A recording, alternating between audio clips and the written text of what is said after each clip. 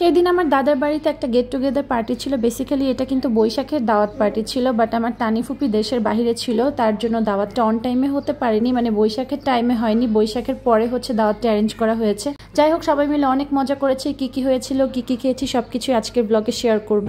So hello everyone, this is Maliha, welcome back to my new blog. আজকে অমিয়া অনেক সুন্দর একটা ড্রেস পরেছে, সাথে ম্যাচিং একটা শুজও পরেছে। অমিয়াকে কেমন লাগছে এটা কিন্তু তোমরা কমেন্ট করে জানাতে ভুলবে না, ওর ড্রেসটা, ওর লুকটা আজকে কেমন হয়েছে। যাই হোক, আমরা সবাই এখন রেডি হয়ে গিয়েছে। আর আজকে আমি যে ড্রেসটা পরেছি এটা কিন্তু 6 থেকে 7 বছর আগের একটা ড্রেস। আমার হাজবেন্ড এটা ইন্ডিয়া থেকে এনেছিল আমার জন্য।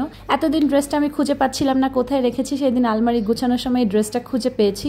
ভেবেছিলাম নেক্সট কোনো দাওয়াতে এই ড্রেসটাই পরবো। সামেরা হওয়ার আগে এই ড্রেসটা একবার বা দুবার হয়তো বা পরেছিলাম সর্বোচ্চ, এখন আবার 6-7 বছর পরে ড্রেসটা খুঁজে পেয়ে পরেছি।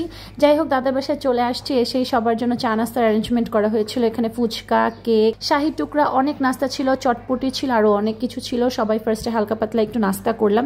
আমরা সেই দিন অলমোস্ট 9টা বাজে গিয়েছিলাম। আমরাও গিয়েছি, গিয়ে দেখলাম আমার সনিতানি ফুপিরা আমাদের পরপরই চলে আসছে। আমার ফুপিরা যেখানে থাকবে সেখানে ফান মজা না হয়ে আর কোনো কথাই নেই। অলরেডি ফান স্টার্ট হয়ে গিয়েছে। এখানে কেক নিয়ে শালি দুলা ভাই মজা করছে, আর বানি ফুপু এগুলাকে সবসময় অ্যাপ্রিসিয়েট করে, অনেক বেশি মজা পায় আর কি। আমার ফুপিরা অনেক বেশি ফ্রি মাইন্ডেড, সবাই একজন আরেকজনের সাথে সবকিছু নিয়ে অনেক বেশি ফান করে। মাশাল্লাহ মাশাল্লাহ। ফার্স্টেই আমরা সবাই একটু স্ন্যাক্স খেয়ে নিলাম। এখানে চটপটি ফুচকা খাচ্ছিলাম, আমিও চটপটি, আমিও একটু চটপটি খেয়েছি আর কেক খেয়েছিলাম। সবাই যে যার মতো নাস্তা পানি করে নিল, কারণ অনেক বেশি ক্ষুধা পেয়ে গিয়েছিল। ডিনার করতে করতে টাইম লাগবে। এখন সবার নাচের আসর শুরু হবে। যেহেতু বলেছিলাম যে এটা বৈশাখ প্রোগ্রাম, একটু নাচ গান ছাড়া কি আর বৈশাখ হয়। জাইফ মাত্রই ঘুম থেকে উঠে আসছে, মাশাল্লাহ মাশাল্লাহ, কি শান্ত মতো ওর আম্মুর বুকে শুয়ে আসছে। এখানে সোনি ফুপি দেখাচ্ছিল, ফুপি ম্যাচিং করে ইয়াররিং পরে আসছে। আর আমার ফুপিরা সবসময় ম্যাচিং জুয়েলারিস পরতে অনেক পছন্দ করে। ড্রেসের সাথে ম্যাচিং করে ইয়াররিং, ফিঙ্গারিং, পার্স সবসময় ফুপিরা ম্যাচিং করে পরে। আর এখানে ননদ ভাবিরা মিলে কি নিয়ে জানি হাসাহাসি করছিল, আমার সঠিক মনে নেই এই টাইমের কথাটা। যাই হোক, এখানে অফুরন্ত হাসাহাসি গল্প ঠাট্টা চলতেই থাকবে। এখন আমরা সবাই ডিনারটা কমপ্লিট করে ফেলবো, এর আগে একটু নাচ গান হয়ে যাবে।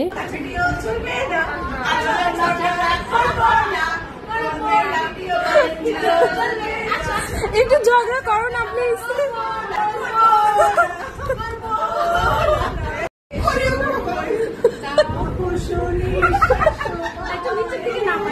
এখানে সনিতানি ফুপি দুইজন মিলে কিছুক্ষণ ফান করলো যে আমরা আর ঝগড়া করবো না, কারণ আমরা ঝগড়া করলেই তোমরা ভিডিওর স্ন্যাপ নিয়ে নাও, সবসময় এটা দেখেই হাসছিল। তারপর নাচানাচি সেশন শুরু হলো। বানি ফুপি সবাইকে নাচ শিখাচ্ছিল। এখানে অমিয়া, সামেরা, মানহা ওরাও অ্যাড হয়ে গেল। আর তানি ফুপি এখানে জাস্ট দুষ্টুমি করছিল। আর দর্শকরা দেখো, এখানে সামনে কত দর্শক বসা, সবাই মিলে ফুপিদের নাচ দেখছে। আর মধ্যে অমিয়ার সামেরা কি করছে সেটা একটু দেখ। যাই হোক, এটা টোটালি একটা ফান পার্ট ছিল। বলা যে আমাদের গেট টুগেদার গুলোর একটা ম্যান্ডেটরি পার্ট থাকে এরকম নাচানাচি হাসি ঠাট্টা করা। যারা আমাদের ব্লগগুলো একদম রেগুলারলি দেখো তারা জানো যে আমাদের ফুপিরা কি পরিমাণ জলি মাইন্ডেড, সবসময় হাসি ঠাট্টার উপরেই থাকে তারা। সবাই কিন্তু আমাদের ফ্যামিলিটাকে মাশাআল্লাহ বলতে একদমই ভুলবে না। এখন আমাদের কিউট মানহা একটা ডান্স দেখাচ্ছে সবাইকে। মানহা নাকি নাচটা লাস্ট টাইম ওর স্কুলের একটা প্রোগ্রামে করেছিল। এখানে ফুপি বললো যে সবাইকে একটু দেখাও। মানহা যদিও একটু শাই ফিল করছিল, আসলে বাচ্চা মানুষ তো সবার সামনে নাচতে চায় না, তারপরও আমাদের সবাইকে দেখানোর জন্য নাচটা নেচেছে। যাই হোক, অনেক সুন্দর হয়েছে, মাশাআল্লাহ মাশাআল্লাহ। এখানে আমি আমার ছোট একটা স্ন্যাপ নিচ্ছিল, আমিও দেখে একটু পোজ দিচ্ছিলাম, এই আর কি। তারপর এখানে সবাই মিলে কিছুক্ষণ গল্প টল্প হলো, কথাবার্তা বললে। এরপর আম্মু জোর করে জিনিয়া ফুপিকে টেনে নিয়ে গেল নাচানোর জন্য। আম্মু বলছিল যে সবাই নেচেছে, জিনিয়া তুমি কেন বসে থাকবা, তুমিও নাচো। তো জিনিয়া ফুপি উঠে আসলো নাচার জন্য। আর কে কে বাকি ছিল, ফুপি আবার তাদেরকে টানছিল, কারণ কে একা নাচবে না। এর মধ্যে তানি ফুপি নাচা স্টার্ট করে দিল ফান করার জন্য। যাই হোক, এখন ডিনারের পালা। আজকে ডিনারে অনেক কিছু ছিল, অনেক কিছু রান্না করা হয়েছিল। আজকের দাওয়াতটা কিন্তু বেসিক্যালি আমার দাদার বাসায় ছিল। এখানে তানিয়া ফুপি দুষ্টামি করে বলছিল যে সকাল থেকে এত কিছু রান্না করে আমি একদম টায়ার্ড হয়ে গেছি। আসলে কিন্তু কিছুই ফুপি আজকে রান্না করেনি। তো মানহা বলছিল কোক আর স্প্রাইটও কি তুমি রান্না করেছো? যাই হোক, এখন আমি সবগুলো ডিশ থেকে একটু একটু করে নিয়ে নিচ্ছিলাম। আমরা বেসিক্যালি কোনো দাওয়াতে গেলে ফিশ আইটেমগুলো একদমই খাই না, রোস্ট, পোলাও আর গরুর মাংস হয়তো বা। আর ডিম আমার খুব পছন্দ, তো ডিমের কোরমা হলে ওইটা আমি একেবারে স্কিপ করি না। যাই হোক, সবাই যে যার মতো করে নিজেদের প্লেটে সার্ভ করে নিচ্ছিল। আম্মু আর মানহাকে আর সামেরাকে বেড়ে দিল। বাচ্চারা সবসময় আলাদা একটা রুমে খায়, বড়রা গিয়ে আলাদা, কারণ বাচ্চারা নিজেরা নিজেদের মতো করে খেয়ে নিতে পারে, ওদেরকে হাতে দিয়ে দিলেই হয়। আর আমি আগে একটা ব্লগে বলেছিলাম না, আমার সামেরাকে কোথাও গেলে আমার খাইয়ে দিতে হয় না, এটা একটা প্লাস পয়েন্ট। আমার মাশাআল্লাহ মাশাআল্লাহ নিজেরটা নিজে ম্যানেজ করে নিতে পারে, দাওয়াতে গেলে আমাকে ডিস্টার্ব করেন আলহামদুলিল্লাহ। এই হচ্ছে আজকে আমার প্লেট, আর ওই হচ্ছে আমি ওখানে খেতে বসেছি। সবাই যে যার মতো গুছিয়ে খেতে বসেছে। খাবারগুলো সত্যি অনেক বেশি মজা হয়েছিল। আর রাতের তখন বাজে 11টা, 11:30 এরকম, বেশ বেশ ভালো রাত হয়েছে। তাড়াতাড়ি করে ডিনার কমপ্লিট করছিলাম, কারণ কমপ্লিট করে আমাদেরকে আবার বাসায় যেতে হবে।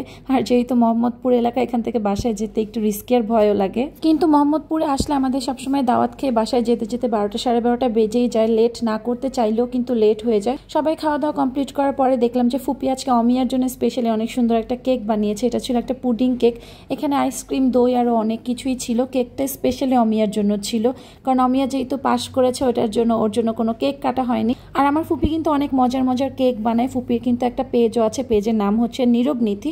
আমি ক্যাপশনে ফুপির পেজটা মেনশন করে দিব। সেখানে আমি আর অমিয়া বসলাম পুডিং কেকটা কাটার জন্য। কেকটা খুবই মজা হয়েছিল। আর বাচ্চারা হচ্ছে কি আইসক্রিমের ফ্যান, ইভেন আমি নিজেও আইসক্রিমটা খুব বেশি পছন্দ করি। যাই হোক, এখানে অমিয়া সবাইকে কেকটা একে একে খাইয়ে দিচ্ছিল। ফার্স্টে আমাকে, দেন হচ্ছে জায়ানকে, তারপর তানিসনি ফুপিকে। এরপর খাওয়ানো শেষে সবাই যে যার মতো যেটা পছন্দ নিয়ে নিয়ে খাচ্ছিল ডেজার্টগুলো।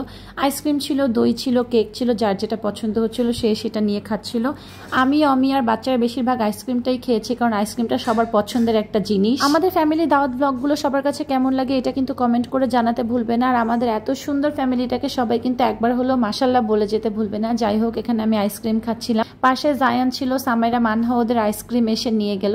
আর এত গরম লাগে, গরমের মধ্যে হচ্ছে আইসক্রিমটাই বেস্ট একটা জিনিস। সো সবাই সবার মতো খাচ্ছিল। আর কি জানি এখানে জিনিয়া ফুপি বলে হাসছিল যে সোনি ফুপি হচ্ছে গিয়ে নিজে খেতে না পারলে তারপর ফুপির প্লেট থেকে সবাইকে খাইয়ে দেয়। এটা কিন্তু আসলে ভালোবাসা না। খাওয়া দাওয়া শেষ করে সবার কাছ থেকে বিদায় নিয়ে আমরা বাসার জন্য বের হয়ে গেলাম। আমাদের বাসায় আসতে খুব বেশিক্ষণ লাগে না, একে তো রাতের বেলা কোনো জ্যাম থাকে না রাস্তার। মোহাম্মদপুর থেকে ক্যান্টনমেন্ট একদম খুব বেশিক্ষণের রাস্তা না, 10 মিনিটের মধ্যে বাসায় চলে এসেছিলাম। যাই হোক, আজকের ব্লগটা এই পর্যন্তই ছিল। আশা করছি সবার কাছে ভালো লেগেছে। ভালো লাগলে কিন্তু আমাদের পেজটাতে একটা ফলো দিতে ভুলবেন, আর ভিডিওটাতে লাইক, কমেন্ট, শেয়ার করতে কিন্তু একদমই ভুলবে না। আল্লাহ হাফেজ এভরিওয়ান।